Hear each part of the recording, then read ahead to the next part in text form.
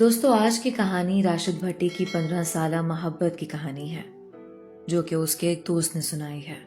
آج میں آپ کو اپنے ایک بہت ہی عزیز دوست کی کہانی سنانے جا رہا ہوں جس کا نام راشد بھٹی ہے۔ ہم دونوں مکہ مکرمہ میں کام کرتے ہیں۔ راشد بھٹی کا تعلق لاہور سے ہے۔ اپنے وطن اور گھر بار کو چھوڑ کر دیار غیر میں رہنا کوئی آسان کام نہیں ہوتا۔ ایسے میں اپنے ہم وطن دوستوں کے ساتھ وقت اچھا کٹ جاتا ہے۔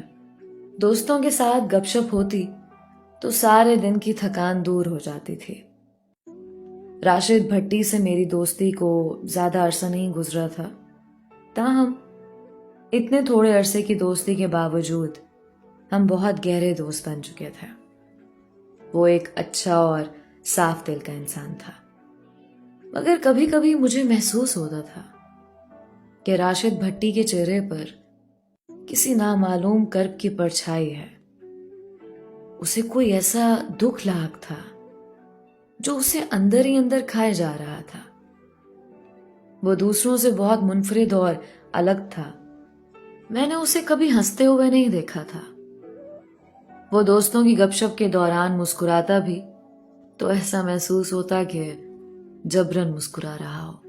شروع میں میں سمجھتا تھا کہ شاید اس کی طبیعت ہی ایسی ہے، مگر کچھ عرصہ اس کے ساتھ گزارنے کے بعد مجھے احساس ہو گیا کہ ایسی بات نہیں ہے۔ وہ ہمیشہ سے ایسا نہیں تھا۔ اس کے ساتھ ضرور کچھ تو ایسا ہوا تھا جس کی وجہ سے اس کا مزاج بدل گیا تھا۔ وہ ہر وقت کھویا کھویا کیوں رہتا تھا؟ یہ وہ سوال تھا جس کا جواب راشد خود ہی دے سکتا تھا۔ اس لیے ایک بار میں نے ہمت کر کے اسے پوچھ ہی لیا، راشد مجھے ایسا کیوں محسوس ہوتا ہے کہ تم کسی اندرونی کرب کا شکار ہو؟ میری بات سن کر راشد کے چہرے پر ایک آسودہ سی مسکراہٹ پھیل گئی اور اس نے مجھے جواب دیا کہ ایسی کوئی بات نہیں، میں بس ذرا سنجیدہ مزاج انسان ہوں۔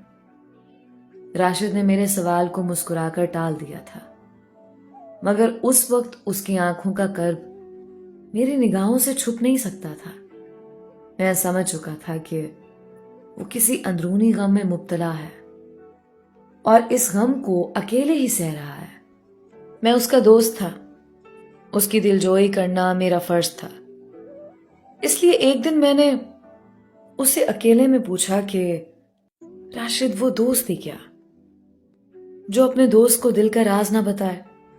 میں جانتا ہوں کہ تم کسی اندرونی کرب میں مبتلا ہو مگر کسی کو بتاتے نہیں۔ آج مجھے بتا دو، شاید اس طرح تمہارے دل کا بوجھ کچھ ہلکا ہو جائے۔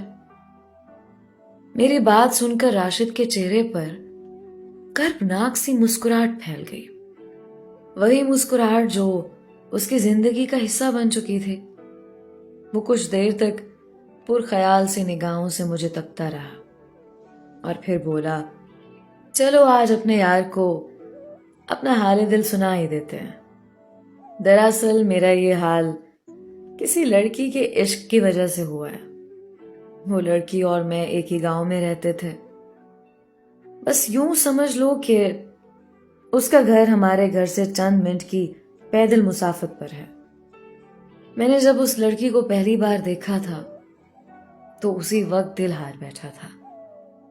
اس لڑکی میں ایسی کیا بات تھی؟ میں نے حیرانی سے پوچھا، کیا وہ خوبصورت تھی؟ میری بات سن کر راشد نے آنکھیں موند لی۔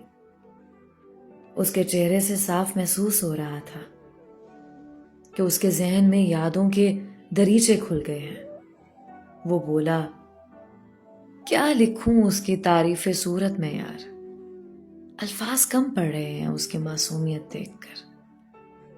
اس کو سجنے سورنے کی ضرورت ہی نہیں، اس پہ سجتی ہے حیا بھی کسی زیور کی طرح۔ ہم تو فنا ہو گئے ان کی ایک جھلک دیکھ کر۔ نہ جانے ہر روز آئینے پر کیا گزرتی ہوگی، اب کیسے اٹھے گی ہماری آنکھ کسی اور کی طرف۔ اس کے حسن کی ایک جھلک ہمیں پابند بنا گئی۔ اس کے حسن کی تعریف میری شاعری کے بس کی نہیں۔ تجھ جیسی کوئی اور کائنات میں بنی نہیں۔ حسن و خوبصورتی اسی پر شروع ہوتی تھی